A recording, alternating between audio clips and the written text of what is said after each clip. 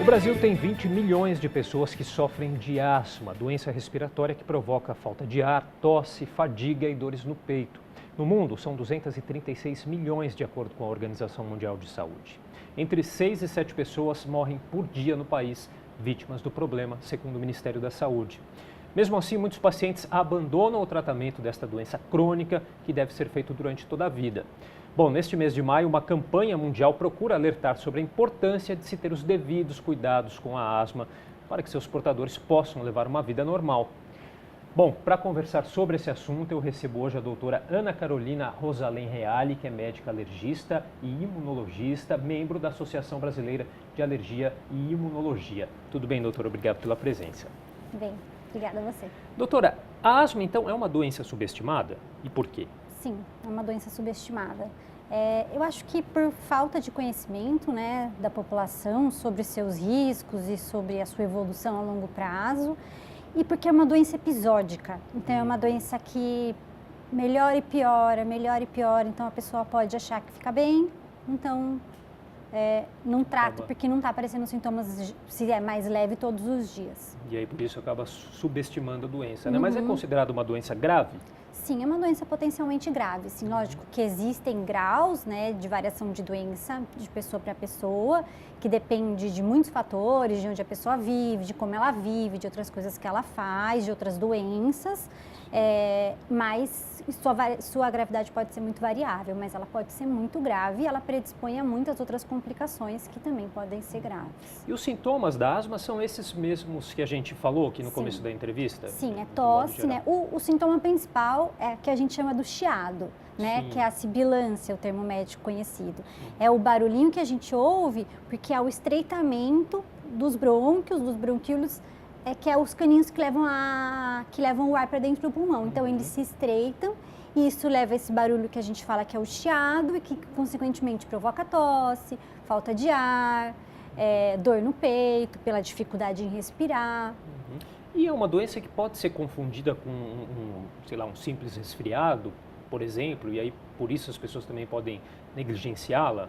Ou não? Não, porque um simples resfriado você não vai apresentar uma falta de ar, uma tosse, é importante. Se for uma coisa leve, tudo bem, até pode ser, entendeu? Só uma tosse, mas se vai piorando, então a pessoa vai ter dificuldade para respirar, é uma tosse muito intensa, que pode levar à baixa de oxigênio no sangue, então de precisar de oxigênio. Então, assim, se ela evolui, não tem como a pessoa ignorar, entendeu? A asma e a bronquite normalmente são associadas, os sintomas são parecidos? Sim, é um erro, né, das pessoas dizerem que asma e bronquite são a mesma coisa, né? A asma é a doença crônica onde você tem uma inflamação crônica nos brônquios, talvez uma bronquite, né? Mas a bronquite, ela é como se fosse uma doença aguda, então uma inflamação ali nos seus brônquios agora, assim como é uma rinite infecciosa, um resfriado, entendeu? Então, na asma está ocorrendo uma bronquite crônica ali, né? A origem da asma é uma doença adquirida, a pessoa pode já nascer, é genética, enfim? É uma doença que exige uma predisposição genética, geralmente, principalmente na asma alérgica, né? Então ela exige que haja uma predisposição genética, mas que aí o que vai acontecer com o indivíduo ao longo de sua vida, exposição ao tabagismo, principalmente materno, exposição a alérgenos, vários outros fatores vão influenciar se isso vai acontecer ou não. Então não é uma doença genética, nasceu com ela e vai ter. Então depende dos fatores que o indivíduo for exposto ao longo da sua vida. E a gente está chegando numa época agora de frio. Até que ponto as condições climáticas influenciam na asma e nesses episódios de crises, né? Principalmente o ar gelado, ele altera o funcionamento do trato respiratório já inicialmente, né? E o fato de que com o outono e inverno a gente tem muitos vírus. E os vírus são os principais desencadeantes um dos principais desencadeantes das doenças respiratórias, principalmente a asma. Então as pessoas ficam mais juntas, mais fechadas, circulam mais vírus, e isso vírus e bactérias, né? Isso desencadeia mais crises de asma. E uma asma, quando não é bem tratada, doutora, que consequências que pode ter? principalmente, além da pessoa ter que viver com esses sintomas, né? Então é uma pessoa que não consegue, que está sempre tossindo, que está sempre com falta de ar, que não consegue fazer um exercício, que não consegue subir uma escada. Isso, uma asma, ela é uma inflamação constante do pulmão. Então isso, se você não trata, cada vez mais você está perdendo a função do seu pulmão. Né? Então hoje cada dia mais, a gente é mais rigoroso no tratamento de asma. Então mesmo as asmas leves, todos os consensos internacionais, hoje em dia eles já orientam a gente a gente como especialista, a tratar mesmo os casos leves, porque pequenas inflamações crônicas na via aérea já vão levando à perda de função pulmonar. E isso vai levar a um dano permanente no pulmão, né? Então esse indivíduo que vai cada vez perdendo a função do seu pulmão, ele vai funcionar menos e conseguir fazer mais coisas. Claro. Então, como que é o tratamento?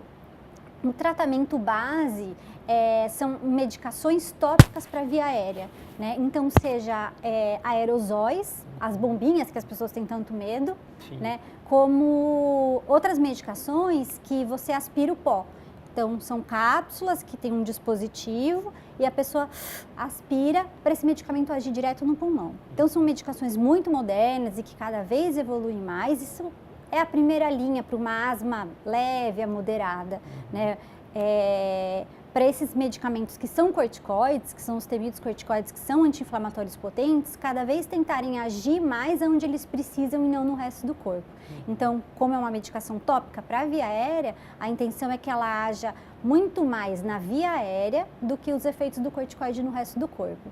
O que o indivíduo ignora.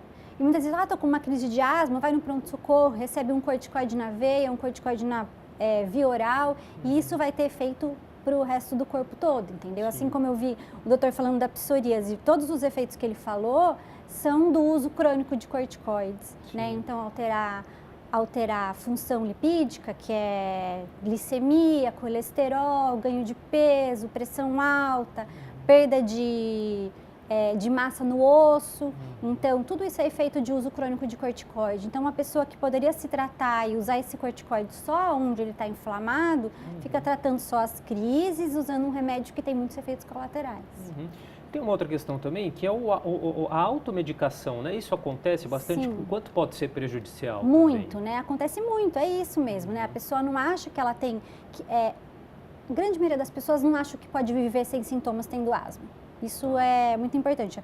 As pessoas acham que não tem tratamento, né? Na verdade, ela não tem cura, mas ela tem tratamento. A pessoa pode viver normalmente, fazer exercício físico, fazer um triatlon tendo asma, desde que ela se trate, que ela controle essa inflamação na via aérea. As pessoas, principalmente, elas não sabem, e o que é um erro, porque em São Paulo as medicações mais modernas são fornecidas pela secretaria. Então, a medicação está disponível, a pessoa só precisa querer se tratar. Daí, ela só trata quando ela tem crise, o que não melhora em nada a doença, porque ele continua lá inflamado e perdendo função pulmonar, e ainda está sujeito aos efeitos colaterais do uso de corticoide.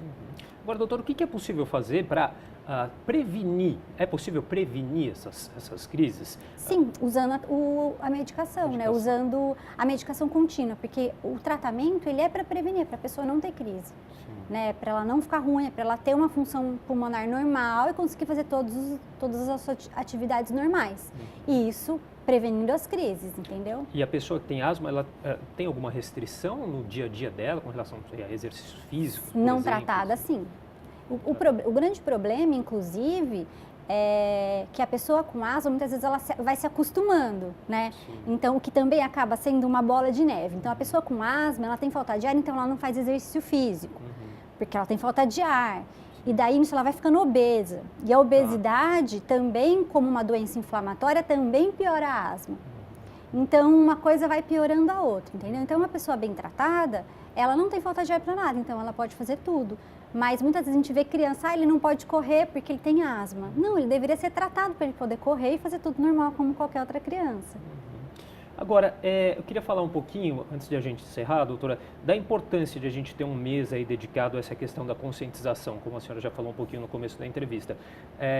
A informação é uma questão principal nesse assunto? Falta muita informação para as pessoas? Falta muita informação. No Brasil, no geral, a gente tem muita pouca informação de saúde, né?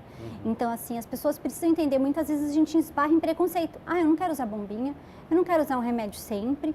Mas, poxa, você quer ficar sempre doente, você quer estar sempre num hospital, levar uma internação.